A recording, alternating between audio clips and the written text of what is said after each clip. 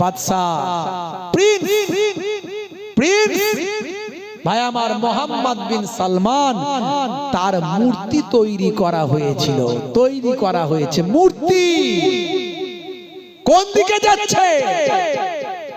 কি করে আপনি আরবের উদাহরণ দেবেন? আরবে এটা নাই ওটা নাই, মনে রাখবেন আরবের উদাহরণ আর দেবেন না, উদাহরণ দেবেন কোরআন আর হাদিসের। বলুন না ইনশাআল্লাহ। আমার নবী আছেন তাই আরব বিশ্বকে মানুষ সম্মান করে। কিছু কিছু কাজ তাদের এমন, সে কাজগুলো শুনলে মাথা খারাপ হয়ে যায়। তবে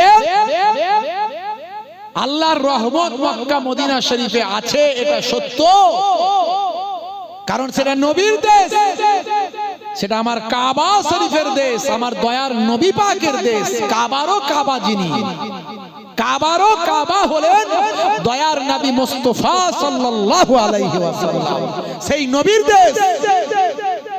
বন্ধুরা আমার, কিন্তু সেই নবীর দেশে বর্তমান সরকার বাদশা যে আছে, তারা অনেক কাজ কিন্তু খারাপ করছে। এটা বললে যদি আমার বক্তব্য ভাইরাল হয়, সেখানে গেলে হয়তো আমাকে কৈফিয়ত নিতে পারে। আপনি খবর নিন, আপনি খবর নিন, সেই নবীর দেশে আজকে হ্যালোইন করা হয়েছে। মেছো ভূত, গাছে ভূত, রোগা ভূত, মোটা ভূত, যেটা আমেরিকানরা করে, খ্রিস্টানরা করে, বছরে একদিন হ্যালোইন। অর্থাৎ আত্মা যাতে আবার ফিরে এসে ওদের ধরতে না পারে, তাই ওরা আত্মাদেরকে ভয় দেখানোর জন্য বছরে একদিন ভূত সাজে। এটা এই আমেরিকা ব্রিটেনরা করে, ওদেরকে খুশি করার জন্য আরব সরকার হ্যালোইন করেছে। বারাবার হালাল বার নাম দিয়েছে, হালাল বার, বারাবার হালাল মানে মদ আবার হালাল। বলছে খাচ্ছিস কি? বলছে মদ, বিসমিল্লাহ বলে খেতে হয়, জানিস না? বলছে খাচ্ছিস কি মদ? বলছে বিসমিল্লাহ বলে খেতে হয়, জানিস না? খাচ্ছে মদ, বলছে বিসমিল্লাহ। বারের নাম দিতে পারে হালাল বার, বুঝতে পারছো? আজকের নিউজে দেখলাম ভাই আমার, ইসলামে ছবি করা, মূর্তি করা, ছবি টাঙিয়ে রাখা, এই মোবাইলের ব্যাপারটা আলাদা। মোবাইলটা আয়নার মতো, আয়নায় মুখ দেখা চলবে না? চলবে না? চলবে। আয়নার সামনে যখন গেলেন ছবি তৈরি হলো না? হলো না? হলো, কিন্তু সরে গেলে থাকবে? থাকবে না। তাই মোবাইলটাকে ওলামারা বলছে আয়নার মতো। তাই মোবাইলে যারা ছবি তোলে, অনিচ্ছাকৃত হবে, ছবি তোলা উচিত নয়, তবে এই ছবিটাই গোনা নেয়। কিন্তু যেটা বাড়িতে টাঙিয়ে রাখছেন, মূর্তি করছেন, স্ট্যাচু করছেন, ইসলাম বলছে হারাম। লা তাদখুলুল মালাইকাতু বাইতান ফিহি কালবুন আও তাসাবির। অথচ দেখা যাচ্ছে, হে তরুণ যুবকেরা, হে আমার বন্ধুরা, শুনে রেখে দিন বাবা, জেনে রেখে দেন। হে মুসলমান, খুবই সংক্ষেপ করব, ছোট্ট করে বলবো, একেবারে শেষ লগ্নে বাবা। বন্ধুরা আমার, তরুণ যুবকেরা, তাহলে নামাজটা আপনাকে পড়তে হবে। নামাজ আপনি ছেড়ে দেবেন না, কাজকে বলবেন হে কাজ আমার নামাজ আছে, নামাজকে বলবেন না হে নামাজ আমার কাজ আছে। মনে রাখবেন, নামাজটা যদি আপনি পড়েন, আপনার কাজটাকে আমার আল্লাহ সাকসেসফুল করে দেবে। নামাজকে বলো না কাজ আছে, কাজকে বলো আমার নামাজ আছে। বন্ধুরা আমার, তরুণ যুবকেরা আমার, এবারে চলে আসুন, পিতামাতার সেবা করবেন, দেখাশোনা করবেন, বাম্মাকে কষ্ট দেবেন না। বাম্মার চোখের পানি যদি ঝরে যায়, আপনি যত বড়ই নামাজি হন, আপনাকে আল্লাহ কবুল করবে না, আপনি জান্নাত পাবেন না। বাম্মাকে দুঃখ দেবেন না। তাই নবী বলেন, হুমা জান্নাতুকা ওয়া নারুকা, তোমাদের বাম্মা হলো জান্নাত, তোমাদের বাম্মা হলো জাহান্নাম। দয়ার নবী বলেন, ইজহাব ফাআকরিমহা ফাইন্নাল জান্নাতা তাহতা রিজলাইহা, যাও তোমার মায়ের সম্মান করো, কারণ তোমার মায়ের পায়ের তলায় তোমার জান্নাত। হে তরুণ যুবকেরা, আমার আল্লাহ কোরআন মাজিদে বললেন ওয়াসাইনাল ইনসানা বিওয়ালিদাইহি ইহসানা হামালাতুহু উম্মুহু কুরহাও ওয়া ওয়াদাআতুহু কুরহা ওয়া হামলুহু ওয়া ফিসালুহু সালাসুনা সাহারা। হে দুনিয়ার মানুষ, আল্লাহর নির্দেশ হলো পিতামাতার ইহসান করো, সেই বাপকে কষ্ট দেবেন না, মাকে কষ্ট দেবেন না। এখন বর্তমানে ছেলেরা বাপ মাকে কষ্ট দেয় আছে না নাই?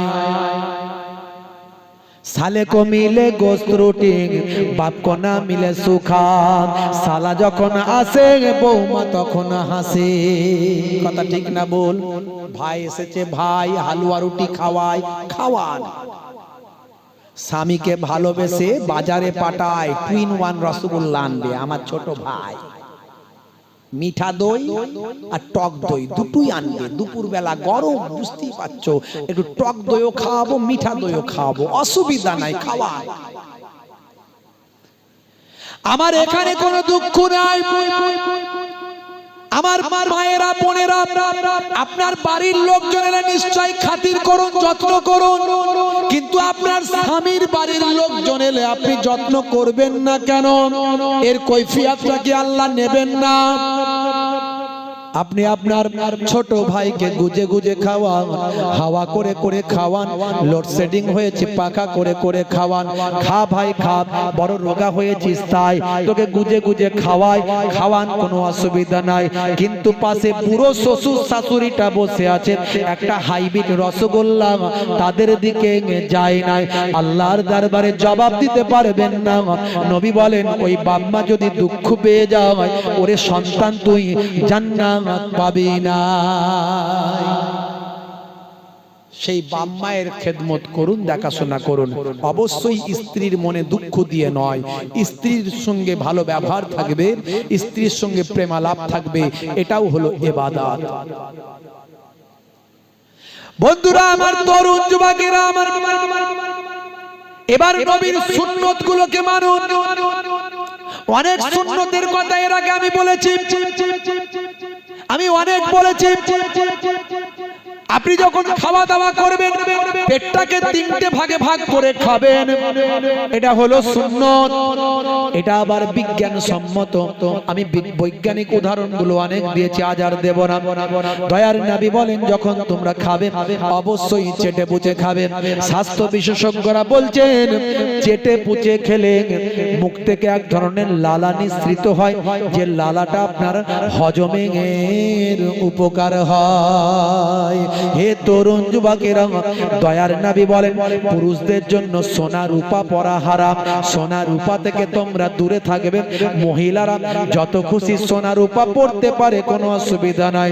স্বাস্থ্য বিশেষজ্ঞরা বলছেন পুরুষদের হরমোনাল ফিগারটা আলাদা, মহিলাদের হরমোনাল ফিগারটা আলাদা। তারা আপনি ব্যাখ্যা করে গবেষণা করে বলছেন বন্ধুরা আমার, তরুণ যুবকেরা, পুরুষদের শরীরে যদি সোনা রূপা থাকে, এগুলো সব হলো এক একটা ধাতু, এর ক্ষয় আছে বাবা। আমাদের শরীরে কোটি কোটি ছিদ্র আছে, আমরা যখন ঘেমে যাই আমাদের শরীর থেকে ঘামগুলো নির্গত হয়, সোনা রূপা আমাদের শরীরে ঘর্ষণ হয়, সেগুলোর ক্ষয় আছে। এই ছিদ্র দিয়ে শরীরের সঙ্গে বিক্রিয়া হয়, এটা স্বাস্থ্যের জন্য ক্ষতি হয়। স্বাস্থ্য বিশেষজ্ঞরা বলছেন 1450 বছর আগে নবী যেটা বললেন, আজকের বিজ্ঞানীরা নবীর কথা মেনে নিলেন, অথচ মহিলাদের হরমোনাল ফিগারটা আলাদা, তাদের শরীরে বিক্রিয়া হলে কোনো ক্ষতি হয় না। সুন্নত এগুলো যেগুলো বলছি। খাওয়া দাওয়ার আগে পরে একটু লবণ খেলেন, নবী খেতেন তাই খায়। আমার নবী মিষ্টি পছন্দ করতেন, ইউহিব্বুল হালওয়া ওয়াল আসাল, মিষ্টি পছন্দ করতেন। আপনি পছন্দ করুন, সওয়াবের কাজ। বসে পেচ্ছাপ করুন, বসে পানি পান করুন। মুসলমানের ছেলেরা দাঁড়িয়ে দাঁড়িয়ে ঘট ঘট করে মেরে দেয়, আছে না নাই? বসে পানি পান করুন। স্বাস্থ্য বিশেষজ্ঞরা বলছে বসে পানি পান করা স্বাস্থ্যের জন্য উপকার। হে তরুণ যুবকেরা, তাহলে তাকওয়াওয়ালা মানুষ হয়ে যান, মুত্তাকি বান্দা হয়ে যান।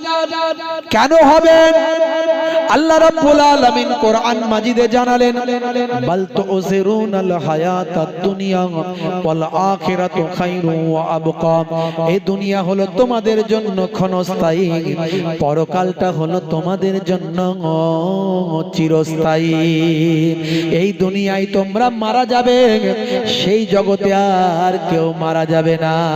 আল্লাহ রাব্বুল আলামিন তাই বলছেন, হে দুনিয়ার মানুষ শুনে রেখে দাও, কাইফা তাকফুরুনা বিল্লাহি ওয়া কুনতুম আমওয়াতান ফাআহইয়াকুম সুম্মা ইউমীতুকুম সুম্মা ইউহয়ীকুম সুম্মা ইলাইহি তুরজাউন। হে দুনিয়ার মানুষ শুনে রেখে দাও, তোমরা কেমন করে আমি আল্লাহ আমার সঙ্গে কুফরি করো, কেমন করে আমি আল্লাহর সঙ্গে নাফরমানি করো, কেমন করে তোমরা নামাজ ছেড়ে দিয়ে থাকো, কেমন করে তোমরা অন্যায় করো, কেমন করে আমার নির্দেশের অস্বীকার করো, আমার হুকুমকে অমান্য করো, কেমন করে আমার সঙ্গে কুফরি করো। কুনতুম আমওয়াতান, তোমরা ছিলে মৃত, ফাহিয়াকুম, আমি তোমাদের জীবন দিয়েছি।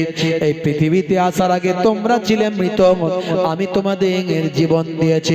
সুম্মা ইউমীতুকুম, আবার তোমাদের মওত দেব। এই পৃথিবী থেকে আমরা মারা যাব, আজ হোক কাল, একদিন না একদিন মারা যাব। আল্লাহ বলছেন, বান্দারে তারপর কি হবে শুনে রেখে দাও, সুম্মা ইলাইহি তুরজাউন, তোমাদেরকে আমি আল্লাহ আমার কাছে ফিরতে হবে। অতএব তোমরা বিশ্বাস করো, তোমাদেরকে আমি আল্লাহ আমার কাছে কৈফিয়ত দিতে হবে। তাই তোমরা আমি আল্লাহকে ভয় করো, তাকওয়াওয়ালা মানুষ হয়ে যাও, আমি আল্লাহ আমার নির্দেশগুলো মেনে চলো।